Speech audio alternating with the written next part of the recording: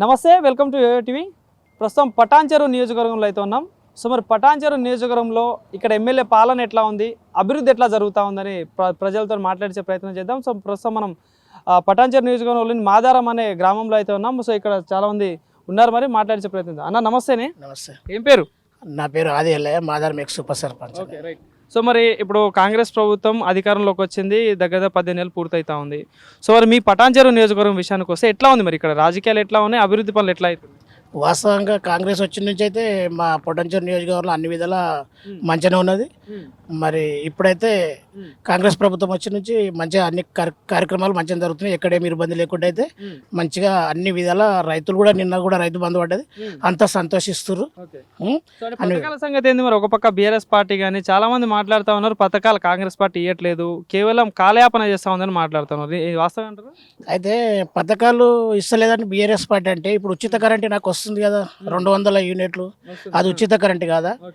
మళ్ళీ ఇంకొకటి ఏంటంటే ఇప్పుడు నాకు 500కే గ్యాస్ కలెక్షన్ సిలిండర్ వస్తుంది కదా, అది మరి ఉచిత పథకం కాదా? మరి ఇవి టీఆర్ఎస్లో కనబడతలేవా? వాస్తవంగా బస్సు పిరి ఉంది కదా, మరి ఇప్పుడు నా బిడ్డనే ఇప్పుడు డిగ్రీ చదువుతుంది, రోజు బంజారాయిల్స్ పోయి వస్తుంది, డాడీ 1 రూపాయి నువ్వు ఇచ్చింది ఖర్చు అయితే లేదు డాడీ అంటుంది. మరి అది ఉచిత పథకం కాదా? మరి అది ఇలా బీఆర్ఎస్లో కనబడతలేదా? వాస్తవం చెప్పాలి. ఎందుకంటే ఇప్పుడు మేము కూడా మామూలు కార్యకర్తలు వాస్తవం మాట్లాడుకోవాలి అంటున్నా. ఇప్పుడు బస్సు కోతురు, నా బిడ్డ ఇంటికి వచ్చి నేను ఒక 200 ఇస్తే రూపాయి ఖర్చు డాడీ అంటుంది, అది ఉచిత పథకమా కాదా? మరి అదొకటి. ఇట్లాంటివి చాలా పథకాలు వస్తున్నాయి ప్రజల దగ్గర. ఎందుకంటే వాళ్ళకేంది టీఆర్ఎస్లకు మా అధికారం పోయిందని మాకు ఇంతకుముందు ఏ ఊరైనా మేము ఇంత చలాన్స్ చూటిమి. ఇప్పుడు ఇక రేవంత్ రెడ్డి వచ్చిండు, మన నడవది. వాళ్ళ పరిస్థితి అయితే గంతే. వాస్తవంగా ఇప్పుడు నేను చెప్పిన అయితే ఉన్నాయా లేవా? నాకు ఉచిత కరెంట్, నా సిలిండరు, నా బిడ్డ ఉచితంగా హైదరాబాద్ తిరిగి వస్తుంది. మరి ఇవన్నీ ఉచితమైనా కావాలి. ఇంకా వస్తున్నాయి, రైతు బంధు వస్తలేదా? రైతులు చచ్చిపోతే రైతు బీమా వస్తలేదా? ఏంటంటే కొన్ని ఏరియాలలో మరి రైతు బంధు పడతలేదు, రుణమాఫీ కాలేదని కొంతమంది రివర్స్ అవుతా ఉన్నారు. మరి అంటే కొంచెం ప్రభుత్వం అన్నప్పుడు కొంచెం ఇంకా ముందు వేస్తుంది. ఇప్పుడు మొన్నటిదాకా మా దగ్గర కూడా ఇప్పుడు అందరికి వచ్చినాక మాకు ఈరోజు పడ్డాయి, నైట్ పడ్డాయి. అంటే ప్రభుత్వము అందరిని ఆలోచించుట్లనే ఉన్నది తప్ప ఎవరికి ఏం అన్యాయం చేసి. ఇప్పుడు మొన్న కాంగ్రెస్ ప్రభుత్వం వేసిన రైతు భరోసాని కూడా ఇట్లా కూడా మాట్లాడుతున్నారు. ఇప్పుడు మళ్ళీ సర్పంచ్ ఓట్లు వస్తున్నాయి కదా, ఓట్ల కోసం వేసిల్లని చెప్పేసి అంటా ఉన్నారు. ఏం చెప్తావు? అదే విషయం చెప్తా నేను. ఓట్ల గురించి వేసిరంటే మరి పోయిన సంవత్సరం వేసిన రైతు బంధు ఓట్ల గురించి వేసిరా? అంతకుముందు వేసినది కూడా ఇప్పుడు ఏది కరెంట్ ఉచితంగా మాఫీ చేసిండు కదా, ఇప్పుడు అది 2 లక్షల వరకు మాఫీ చేసిండు కదా, అది ఓట్ల గురించే మాఫీ చేసిండా? మరి నువ్వు 1,00,000 రూపాయలు మాఫీ చేయలేకపోతుంది కదా, 1,00,000 రూపాయలు 25,000 మితి కిందకే మాఫీ చేసి కదా. మరి ఇప్పుడు 2 లక్షల రూపాయలు మాఫీ చేసిండు రేవంత్ అన్న. మరి అది ఎలక్షన్ గురించి అయితే కాదు కదా. మరి పటాన్చెరు సంగతి ఏంది మరి? ఇక్కడ మైపాల్ రెడ్డి, మీ ఎమ్మెల్యే మైపాల్ రెడ్డి కదా, వాస్తవంగా మైపాల్ రెడ్డి అని గిట్ట మంచిగా చేస్తుండు. అందరి గిట్ట ఇక్కడ ఉన్న లీడర్లు కూడా అందరు సహకరించుకుంటారు, ఒకరికొకరు అంతా బాగానే జరుగుతుంది. ఇప్పుడు మరి పార్టీ మారిండు, మరి పార్టీ మారడం వల్ల మరి పటాన్చెరుకి ఏమైనా లాభం జరుగుతుందా? ఇక పొటెన్షియల్కు ఎమ్మెల్యే ఉంటే ఎంతో కొంత అయితే న్యాయం అయితే జరుగుతుంది కదా. ఇప్పుడు ఆయన కూడా అధికార పార్టీలోకి వచ్చిండు కాబట్టి ఎంతో కొంత న్యాయం జరుగుతుంది. ఎందుకంటే ఇప్పుడు ఆయన రేవంత్ అన్న దగ్గర పోయి మాట్లాడే కెపాసిటీ ఉంది కాబట్టి మాకు ప్రజలకైతే కొంచెం. మీ ఎమ్మెల్యే అంటే ఏ పార్టీలో ఉన్నాడని కన్ఫర్మ్ క్లారిటీ ఉందా?